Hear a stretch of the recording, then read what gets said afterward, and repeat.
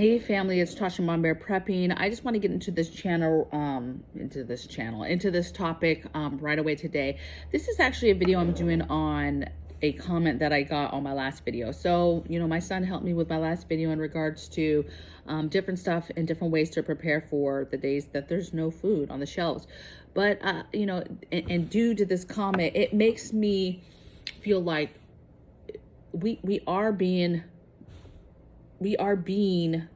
directed to a certain direction in regards to food, right? In regards to the attacks on food, not having enough food, shortages, inflation, all these battles we're fighting.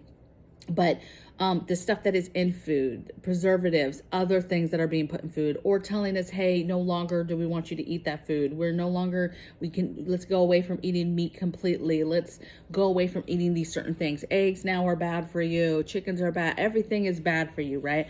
And so without going down the rabbit hole of why all this stuff is happening, let's just talk about the importance of food preservation, understanding the importance of taking food. It doesn't matter if you're growing it, if you're buying it, stacking it, whatever, it doesn't matter. But the importance of protecting that food and making it last for as long as possible. Not only that, but moving forward in the future, when you get food, however way you get that, you hunt the food, you're given the food, you buy the food, whatever, that you understand enough about how food works to be able to preserve it, to make it last as long as possible. Because maybe there's big gaps between the next time you're gonna get food. Or you have a lot of food, you're blessed with a lot of food, maybe it's an animal or something, and you have to know how to preserve that food to make it last the longest so that it doesn't go bad and it's not wasted, right? Now, getting into this comment, this person made a comment, it was a couple sentences, and basically it was like, why do I need to get a pressure canner? Why do I need to get that when there's all types of stuff on the market for, pressured cooking food, pressure cookers, right? I have a pressure cooker. There's pressure cookers on the market, really good ones. Like, why do we need a pressure canner? What does that have to do with prepping? And I was floored by the comment. But then I have to step back and think, like, not everybody is been doing this. Not everybody understands what's going on. Not everybody sees the big picture. Not everybody even understands just even the world of preserving food, like a dehydrator and dehydrating food yourself, right? The pressure canner, the water bathing for making jams and jellies, doing that stuff yourself. People do not understand that. Getting Mylar bags and vacuum sealing that stuff and putting stuff in airtight containers and keeping it like that. There's people we as a society, we haven't taught ourselves to do that with food. And so unless you grew up with a grandma or a great grandma, your family members talking about that, or you're growing up and you're lucky to grow up on a farm or a homestead where that is normal, right? That was normal stuff. I guess it's easy to just not understand. And again, we live in a society where everything is given to us. Everything is at a touch of a button. Here, buy this pressure cooker. How cool is it? I can't tell you how cool it is to take a frozen piece of meat, right? A roast, and stick it in something like an Instant Pot or whatever pressure cooker. And 30 minutes later, that frozen piece of meat is just delicious, just falling apart. You put some potatoes and some carrots in there, and it's just delicious, mouth-watering, right? And so the first part of this comment is, sir or ma'am, hopefully you're still watching, is that the two are completely different, right? You have items out there that will pressure cook food, right? Make it cook it beautifully and in a short amount of time. And those things are awesome, right? And that is a form of pressurized cooking.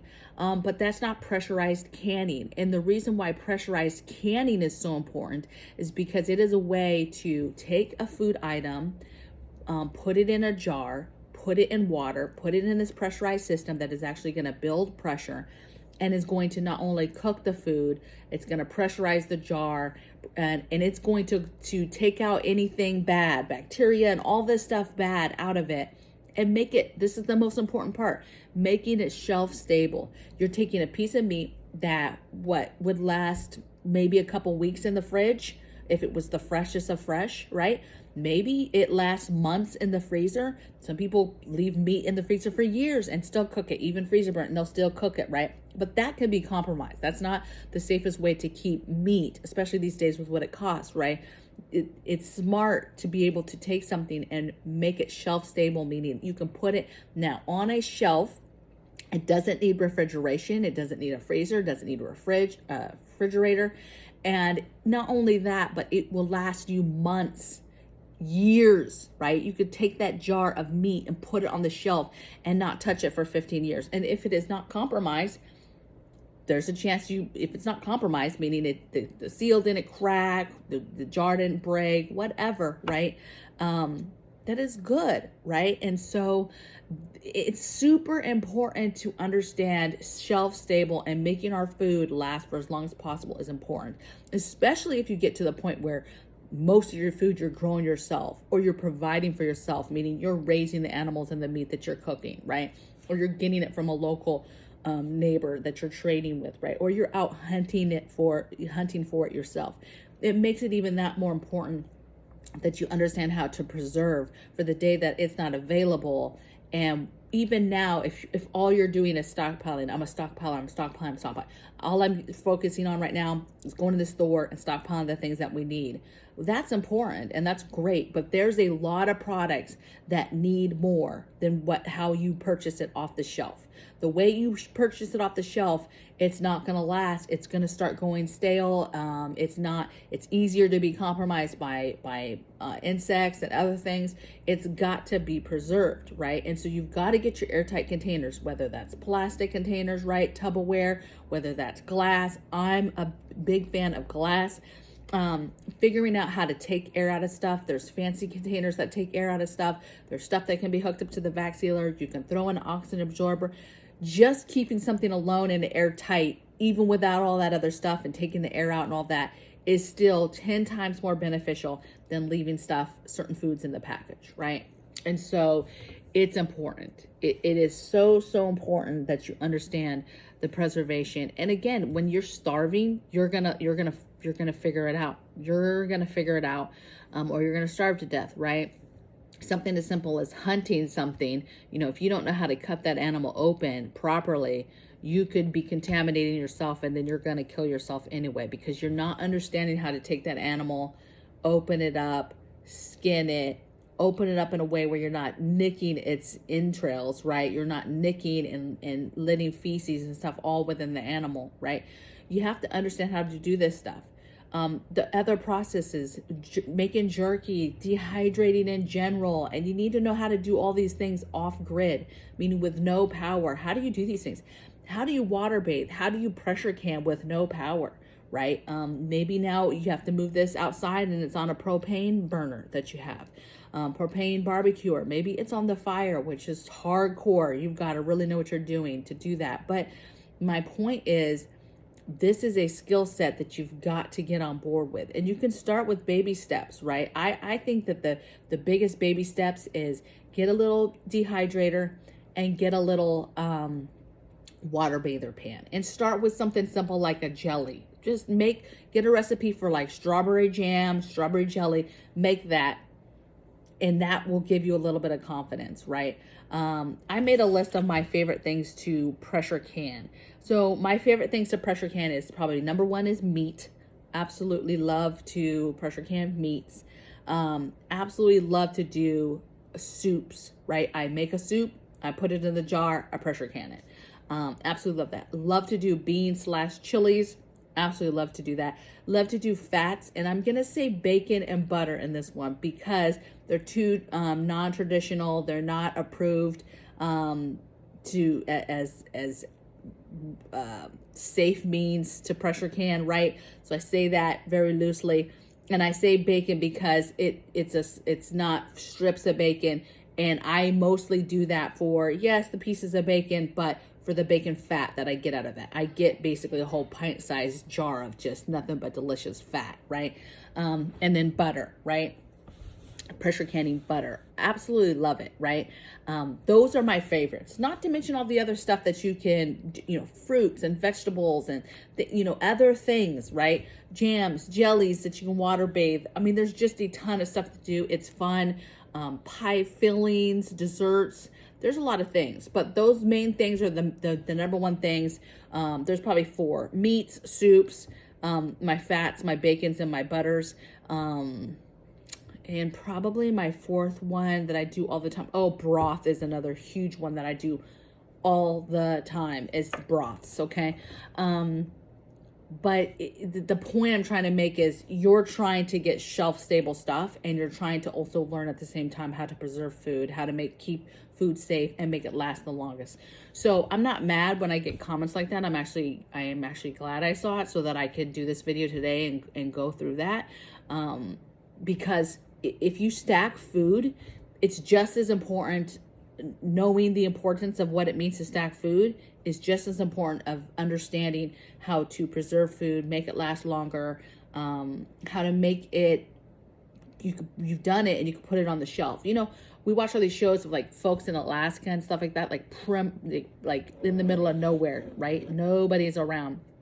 And they're hunting, and they only eat whatever they can hunt and catch and stuff. And so they catch something and they're by themselves, and you're like, all that meat, but they're hunting it, they're skinning it, they're figuring out how to preserve it. It's cold out there, so they're trying to hang meat outside but keep it away from predators, and they're so they're keeping it frozen and they're preserving it. They're learning how to preserve it, and then they're bringing it in and they're cleaning it up, and they're trying to preserve it in different ways, whether they're curing it or they're cooking some of it up or they're jerking some of it up, or they're literally in the middle of nowhere canning. Okay, you don't have to have electricity to can, right?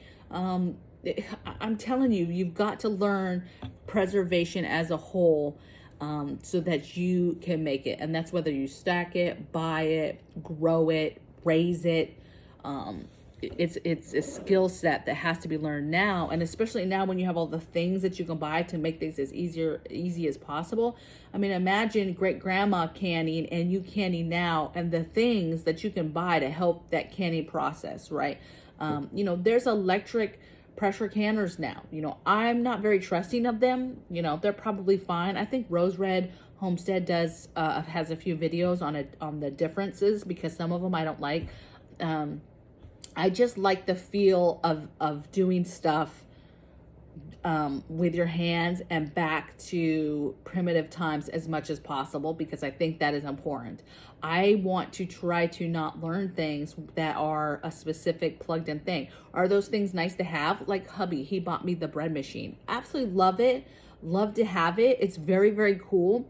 But I have to have the skill set to be able to make bread with my hands on the counter myself, going through the kneading process, the ingredients process, the shaping process, watching it rise, all of that stuff I have to know and learn and feel yourself, so that then you get to a point where you can just do it and not be like, oh, I only made bread in a bread maker. I don't know how to make it.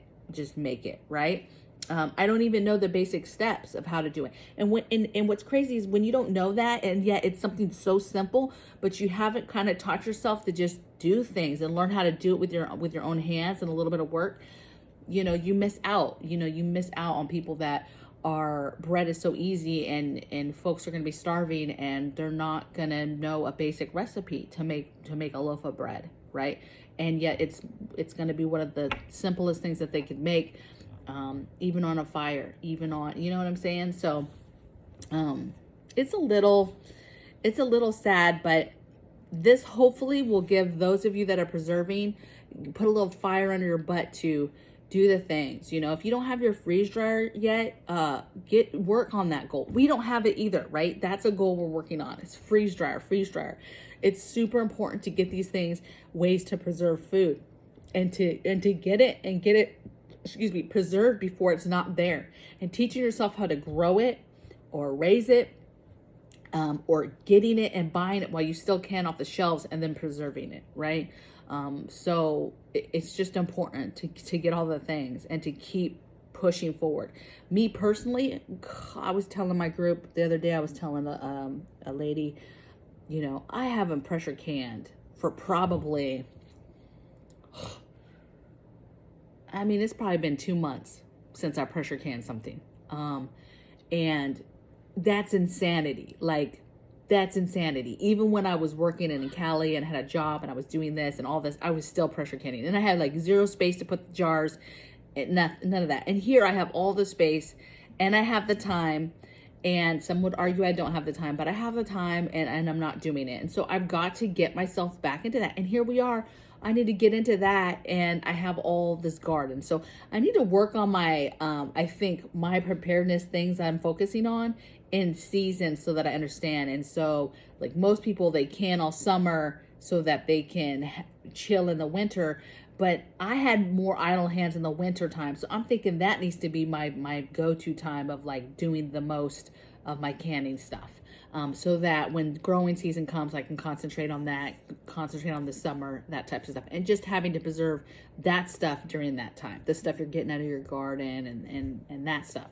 I don't know, super exciting. A few of you have reached out and let me know, you know, you're slaughtering your first animals, or I love it. I love these stories. I love these emails. I don't always email back, but I just trust and believe I read all of them, and I love the stories. I think they're beautiful. And keep doing the things, right? Keep pushing. And if you don't know this stuff, I would say that it has everything to do with preparedness and prepping. And pick something and just start. Literally pick something and just start, okay? And I'll see you guys next time on the next video. Take care. Bye.